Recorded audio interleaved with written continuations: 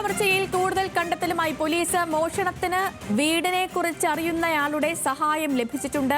വീടിനകത്ത് കയറിയത് ഒരാൾ മാത്രം. എന്നാൽ CCTV ദൃശ്യങ്ങളിൽ നിന്നും പ്രതികൾ ആരാണ് എന്നതിന്റെ സൂചന ലഭിച്ചിട്ടില്ല. നിഖിൽ അളവൂർ ചേർന്നുണ്ട്. Nikhil, good morning.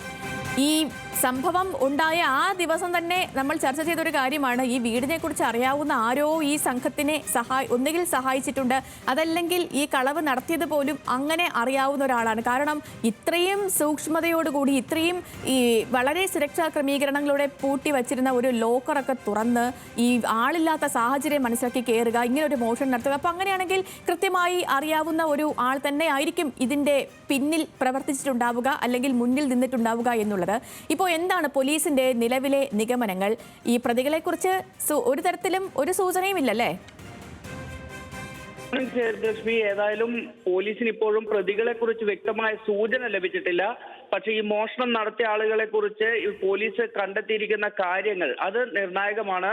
സേതുലക്ഷ്മി പറഞ്ഞതുപോലെ നമ്മൾ ഈ വാർത്ത തുടക്കത്തിൽ തന്നെ നമ്മൾ പറഞ്ഞതാണ്, ഇങ്ങനെയൊരു മോഷണം ഈ രീതിയിൽ നടക്കണമെങ്കിൽ ആ വീടിനെ കുറിച്ച് കൃത്യമായ ധാരണയുള്ള ഒരാളുടെ സഹായം ലഭിച്ചിട്ടുണ്ടാവണം, അല്ലെങ്കിൽ അയാൾ തന്നെ മോഷണം നടത്തിയിട്ടുണ്ടാവണം എന്നുള്ളതാണ്. പോലീസ് ഏതായാലും ഇപ്പോൾ അത്തരത്തിലൊരു നിഗമനത്തിലേക്ക് തന്നെ എത്തിയിരിക്കുന്നു. 2 പേർ ഈ മോഷണത്തിന്റെ ഭാഗമായി പങ്കെടുത്തിട്ടുണ്ട് എന്നാണ്, ഈ മോഷണത്തിൽ പങ്കെടുത്തിട്ടുണ്ടെന്നാണ് പോലീസിന്റെ നിലവിലെ നിഗമനം. ഇതിൽ ഒരാൾ മാത്രമാണ് ഈ വീടിന്റെ കോമ്പൗണ്ടിലേക്ക് ചാടിക്കടന്നതെന്നാണ് പോലീസ് ഇപ്പോൾ ലഭ്യമായിരിക്കുന്ന CCTV ദൃശ്യങ്ങളിൽ നിന്ന് മനസ്സിലാക്കുന്നത്.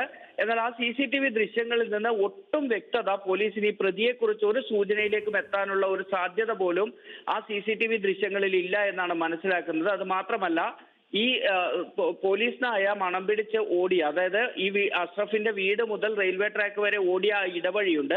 ആ ഇടവഴിയോട് ചേർന്നുള്ള 2 വീടുകളിൽ CCTV ഉണ്ടായിരുന്നു. പക്ഷേ ആ CCTV ക്യാമറകളിൽ നിന്ന് കൃത്യമായ ഒരു ദൃശ്യവും പോലീസിന് ലഭിച്ചിട്ടില്ല എന്നാണ് നമുക്ക് മനസ്സിലാക്കാൻ സാധിക്കുന്നത്. മാത്രമല്ല, ഇത് ഒരു തെറ്റിദ്ധരിപ്പിക്കുന്ന രീതിയിലേക്ക് മോഷ്ടാക്കൾ ഒരു ശ്രമം നടത്തി. അതുകൊണ്ടാണ് ഈ റെയിൽവേ ട്രാക്ക് വഴി വളപട്ടണം റെയിൽവേ സ്റ്റേഷൻ വരെ നടന്നു പോകുന്ന ഒരു സാഹചര്യം ഉണ്ടായത് എന്ന ഒരു സംശയം കൂടി ഇപ്പോൾ ഉണ്ട്. കാരണം ഈ വളപട്ടണം റെയിൽവേ സ്റ്റേഷനെ സംബന്ധിച്ചിടത്തോളം അത് വളരെ ചെറിയൊരു റെയിൽവേ സ്റ്റേഷനാണ്. ട്രെയിനുകൾക്ക്, പാസഞ്ചർ ട്രെയിനുകൾക്ക് അല്ലാതെ മറ്റ് ട്രെയിനുകൾക്ക് ഈ പറയുന്ന സമയത്ത് സ്റ്റോപ്പ് ഇല്ലാത്ത ഒരു റെയിൽവേ സ്റ്റേഷനാണ്. അതുകൊണ്ട് തന്നെ ഈ ട്രെയിൻ റെയിൽവേ സ്റ്റേഷനിൽ എത്തിയതിനു ശേഷം മറ്റ് വാഹനങ്ങളിൽ റെയിൽവേ സ്റ്റേഷൻ പരിസരത്ത് നിന്ന് ഈ മോഷ്ടാക്കൾ മറ്റെവിടത്തേക്കെങ്കിലും പോകാനുള്ള ഒരു സാധ്യത കൂടി പോലീസ് കാണുന്നുണ്ട്. ഇതിനെല്ലാം അപ്പുറത്തേക്ക് ഈ അന്വേഷണത്തിൽ പോലീസിനെ അത്ഭുതപ്പെടുത്തിയിരിക്കുന്ന മറ്റൊരു കാര്യം ഉണ്ട്. 20-ാം തീയതിയാണ് ഈ മോഷണം നടന്നത് എന്ന് CCTV ദൃശ്യങ്ങളിൽ നിന്ന് വ്യക്തമാകുന്നുണ്ട്. 20-ാം തീയതി രാത്രിയാണ് മോഷണം നടന്നത്. 20-ാം തീയതി മോഷണം നടത്തി അവിടെ നിന്ന് കവർച്ചാ മുതലുമായി കടന്നു കളഞ്ഞ പ്രതികൾ തൊട്ടടുത്ത ദിവസം ഈ മോഷ്ടാവ് വീണ്ടും ഇതേ വീട്ടിൽ എത്തിയിട്ടുണ്ട് എന്നുള്ളത് പോലീസ് കണ്ടെത്തിയിട്ടുണ്ട്. പക്ഷേ ഈ 20-ാം തീയതി എത്തിയ മോഷ്ടാവ് തന്നെയാണോ എന്ന കാര്യത്തിൽ പോലീസിന് ഇപ്പോഴൊരു വ്യക്തത വരുത്താൻ സാധിച്ചിട്ടില്ല. ആദ്യത്തെ ദിവസത്തേതുപോലെ തന്നെ സമാന രീതിയിൽ മുഖംമൂടി ധരിച്ചാണ് 2ാമത്തെ ദിവസവും ഈ വീട്ടിലേക്ക് എത്തിയിരിക്കുന്നത്. ഒരു പക്ഷേ ഈ കവർച്ചയ്ക്ക് ഉപയോഗിച്ച എന്തെങ്കിലും വസ്തു, അതായത് തെളിവാകാൻ ഇടയുള്ള എന്തെങ്കിലും വസ്തു വച്ച് മറന്നു പോവുകയും അതെടുക്കാൻ വീണ്ടും വന്നതാകാനുള്ള ഒരു സാധ്യതയുണ്ട്. അതല്ലെങ്കിൽ ആദ്യ ദിവസം കൂടുതൽ ഈ കവർച്ച മുതൽ കൊണ്ടുപോകാൻ സാധിക്കാത്തതിനെ തുടർന്ന് 2ാമത്തെ ദിവസവും വന്ന് ഈ സാധനങ്ങളും എടുത്ത് മടങ്ങാനുള്ള ഒരു സാധ്യത. ഈ 2 കാര്യങ്ങളാണ് പോലീസ് കാണുന്നത്. അക്കാര്യത്തിൽ ഈ മരം മുറിക്കാൻ ഉപയോഗിക്കുന്ന ഒരു ഉളി ഈ വീട്ടിനകത്ത് നിന്ന് പോലീസ് കണ്ടെത്തിയിട്ടുണ്ട്. അത് കേന്ദ്രീകരിച്ചും അതിലെ വിരലടയാളം കേന്ദ്രീകരിച്ചുമാണ് അന്വേഷണം നടത്തുന്നത്. മാത്രമല്ല, ഈ അഷ്റഫ് നമുക്കറിയുന്നത് പോലെ ഒരു അരി വ്യാപാരിയാണ്. അദ്ദേഹത്തിന്റെ സ്ഥാപനത്തിൽ ഇതര സംസ്ഥാനങ്ങളിൽ നിന്നുള്ള തൊഴിലാളികൾ ജോലി ചെയ്യുന്നുണ്ട്. അവരെ കേന്ദ്രീകരിച്ചും വിവരശേഖരണം നടക്കുന്നുണ്ട്. 8ഓളം ബീഹാർ സ്വദേശികളിൽ നിന്ന് കഴിഞ്ഞ ദിവസം പോലീസ് ഇത്തരത്തിൽ വിവരങ്ങൾ ശേഖരിക്കുകയും അവരുടെ ID കാർഡ് ഉൾപ്പെടെ ശേഖരിച്ചു വയ്ക്കുകയും ചെയ്തിട്ടുണ്ട്. മാത്രമല്ല, ഈ വീടുമായി അടുത്ത് ഈ വീട്ടിൽ ജോലി ചെയ്യുന്ന, അല്ലെങ്കിൽ അഷ്റഫിന്റെ കമ്പനിയിലെ ജീവനക്കാരായ ആരെങ്കിലുമൊക്കെ ഈ വീടുമായി കൂടുതൽ അടുപ്പമുള്ളവരുണ്ടോ, അങ്ങനെ ഇതര സംസ്ഥാനങ്ങളിൽ നിന്നുള്ളവരുണ്ടോ, അവർ നാട്ടിലേക്ക് ഈ അടുത്ത ദിവസങ്ങളിൽ പോയിട്ടുണ്ടോ, അവരിൽ ആരെങ്കിലും മിസ്സിംഗ് ആയിട്ടുണ്ടോ തുടങ്ങിയ കാര്യങ്ങളെല്ലാം തന്നെ ഏതായാലും പോലീസ് ഇപ്പോൾ അന്വേഷിക്കുന്നുണ്ട്. ഇങ്ങനെയൊക്കെ അന്വേഷണങ്ങൾ തുടരുമ്പോഴും പക്ഷേ പോലീസിനെ പ്രതികളെ മറ്റേ വിരലടയാള വിദഗ്ധർ ഒരുപാട് വിരലടയാളങ്ങളുമായിട്ട് ഒത്തുനോക്കുന്നുണ്ടായിരുന്നല്ലോ, അതിലെന്തെങ്കിലും സൂചനയുണ്ടോ? പക്ഷേ നിലവിൽ ഇതുവരെ അത്തരത്തിൽ വിവരങ്ങൾ ലഭിക്കുന്ന ഒരു സാഹചര്യം ഉണ്ടായിട്ടില്ല. പോലീസ് ഇപ്പോഴും ചെയ്യുന്നത് ഈ സമാന രീതിയിൽ കുറ്റകൃത്യങ്ങൾ നടത്തിയ ആളുകളുടെ വിരലടയാളം ശേഖരിക്കുന്നത് ഉൾപ്പെടെയുള്ള കാര്യങ്ങളാണ്. പക്ഷെ അതിനപ്പുറത്തേക്ക് പോലീസിനെ കുഴക്കുന്ന മറ്റൊരു കാര്യം കൂടി ഈ കേസിൽ ഉണ്ടായിട്ടുണ്ട്. കാരണം ഈ ജനൽ കമ്പി ഇളക്കി മാറ്റിയാണ് മോഷ്ടാവ് വീട്ടിനകത്തേക്ക് കയറിയത്.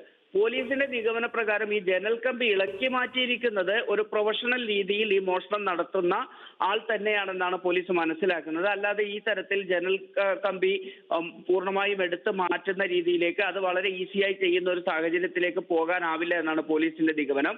പക്ഷേ ഈ വീട്ടിനകത്തേക്ക് കയറിയതും ലോക്കർ തുറന്നതും മറ്റ് ഷെൽഫുകളിൽ പരിശോധന നടത്തിയതുമെല്ലാം ഒരു സാധാരണ നിലയിലുള്ള ഒരു വ്യക്തിയാണ് ഒരു സൂചന, അത്തരത്തിലൊരു നിഗമനത്തിലേക്ക് പോലീസ് എത്തി എന്നാണ് നമ്മൾ മനസ്സിലാക്കുന്നത്. കാരണം ആ വീട്ടിനകത്ത് നടന്നിരിക്കുന്ന ഒരു മോഷണത്തിന്റെ രീതി ആ നിലയ്ക്കാണ് എന്നാണ് പോലീസ് ഇപ്പോഴെത്തിയിരിക്കുന്ന നിഗമനം എന്നാണ് നമുക്ക് ലഭിക്കുന്ന വിവരം. ഏതായാലും പോലീസ് ഇതുമായി ബന്ധപ്പെട്ട് വളരെ വിശദമായ അന്വേഷണം നടത്തുന്നത് കൊണ്ട് തന്നെ കാര്യമായി ഈ അന്വേഷണത്തിലെ ഓരോ ഘട്ടത്തിലുമുള്ള വിവരങ്ങളൊന്നും അവർ പങ്കുവയ്ക്കാതെ മുന്നോട്ട് പോകുന്ന ഒരു സാഹചര്യമാണ് നിലവിലുള്ളത്. സ്വാഭാവികമായും അന്വേഷണത്തിന്റെ സ്വകാര്യത ഉൾപ്പെടെയുള്ള കാര്യങ്ങളായിരിക്കാം അവർ അതിൽ ശ്രദ്ധിക്കുന്നത്. ഏതായാലും വലിയ സങ്കീർണതകളിലേക്ക് ഈ അന്വേഷണം പോകുന്നുണ്ട് എന്നുള്ളതാണ്. മനഃപൂർവ്വം തെറ്റിദ്ധരിപ്പിക്കാനുള്ള ശ്രമം ഉൾപ്പെടെ ഈ മോഷ്ടാക്കൾ നടത്തി എന്നതുൾപ്പെടെയുള്ള സാധ്യത അവിടെ നിലനിൽക്കുന്നതിനാൽ പോലീസിനെ സംബന്ധിച്ചിടത്തോളം വളരെ വിശദമായ ഒരു അന്വേഷണത്തിലേക്ക് തന്നെ പോകേണ്ടതുണ്ട്. ഏതായാലും 20 അംഗ പ്രത്യേക അന്വേഷണ സംഘം തന്നെയാണ് ഈ കേസ് അന്വേഷിച്ചുകൊണ്ടിരിക്കുന്നത് ഇപ്പോൾ. ശരി നിഖിൽ, നമ്മൾ സാധാരണ പറയാറുണ്ട് അവനൊരു പഠിച്ച കള്ളൻ തന്നെയെന്ന്. അങ്ങനെ കറക്റ്റായിട്ട് അങ്ങനെ തന്നെ നമുക്ക് പറയാം. ഇത് ഭയങ്കരമായിട്ടൊരു പ്ലാൻ ചെയ്ത് നടത്തിയ വലിയൊരു കവർച്ച കേരളത്തിൽ നമ്മൾ ഈ സമീപകാലത്തൊക്കെ കേൾക്കുന്നതിൽ വെച്ച് ഏറ്റവും വലിയൊരു കവർച്ചയാണ്. ഒരു വീട്ടിൽ കയറി 300, ഈ വീട്ടുകാരുടെ ഭാഗത്തും വലിയൊരു തെറ്റുണ്ട്. ഇത്രയും ഭീമമായ തുകയും ഇത്രയും സ്വർണ്ണമൊക്കെ ആരെങ്കിലും വീട്ടിൽ സൂക്ഷിക്കുമോ എന്നുള്ളത് വലിയൊരു ചോദ്യം. പക്ഷേ ഈ ഒരു വീട്ടിൽ കയറുന്നു, അവിടെ ഇത്രയും സാധനങ്ങളുണ്ടെന്ന് മനസ്സിലാക്കുന്നു, അതിനകത്ത് ഈ ഒരു തെളിവും അവശേഷിപ്പിക്കാതെ കള്ളൻ ഉള്ളിൽ കയറുന്നു. ഉള്ളിൽ കയറിയതിന് ശേഷം അവർ പറയുന്നുണ്ട് ഈ ലോക്കറിൻ്റെ കീ വെച്ചിരിക്കുന്നത് ഒരു 4 അലമാരകൾക്കുള്ളിലായിട്ടാണ്.